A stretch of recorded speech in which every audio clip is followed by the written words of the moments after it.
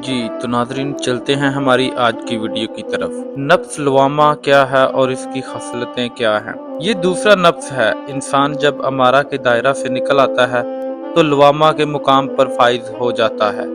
اس مقام پر دل میں نور پیدا ہو جاتا ہے جو باطنی طور پر ہدایت کا باعث بنتا ہے۔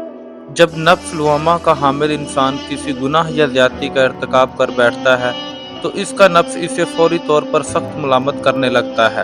اسی وجہ سے اسے سخت ملامت کرنے والا کہتے ہیں۔ یہ اچھا نفس ہے۔ یہ نہ صرف نیکی اور بدی میں تمیز کرتا ہے بلکہ اپنے داخلی نور کے باعث بدی سے نفرت بھی پیدا کرتا ہے۔ ارشاد باری تعالیٰ ہے، قرآن مجید میں اس نفس کی قسم کھائی ہے، میں قیامت کے دن کی قسم کھاتا ہوں اور میں نفس لوامہ کی قسم کھاتا ہوں۔ یہ نفس صالحین کو نصیب ہوتا ہے۔ علماء عاملین بھی اس نفس سے فیض یاب ہوتے ہیں۔ درج ذیل آیت کریم بھی اسی نفس کی طرف اشارہ ہے۔ وَأَمَّا مِنْ خَافَ مَقَامَ رَبِّهِ وَنَهَى النَّفْسَ عَنِ الْهَوَىٰ فَإِنَّ الْجَنَّةَ هِيَ الْمَأْوَىٰ۔ پس جو شخص اپنے رب کے حضور کھڑا ہونے سے خائف ہو اور اپنے نفس کو بری خواہش سے روکے رکھا تو اس کا مسکن یقیناً جنت ہوگا۔ اسی طرح قرآن مجید میں حضرت یوسف کے واقعہ میں یہ فرمان الہی ہے۔ حضرت یوسف علیہ السلام نے فرمایا، وَمَا أَبْرَ نَفْسِي إِنَّ النَّفْسَ لَأَمَّارَةٌ بِالسُّوءِ إِلَّا مَا رَحِمَ رَبِّي۔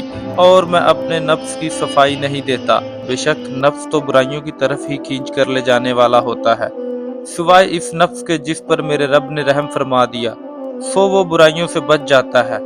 نفس کا برائیوں سے بچ جانا دراصل اس کا اماریت سے خلاصی پا جاتا ہے۔ نفس لوامہ کی صفات۔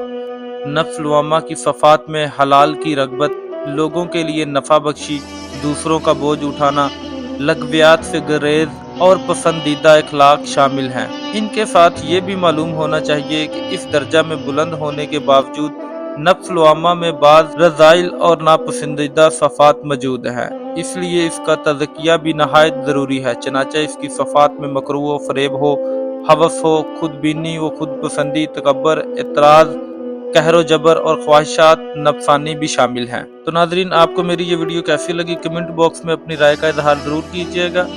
ملتے ہیں نیکسٹ ویڈیو میں، تب تک کے لیے اللہ حافظ۔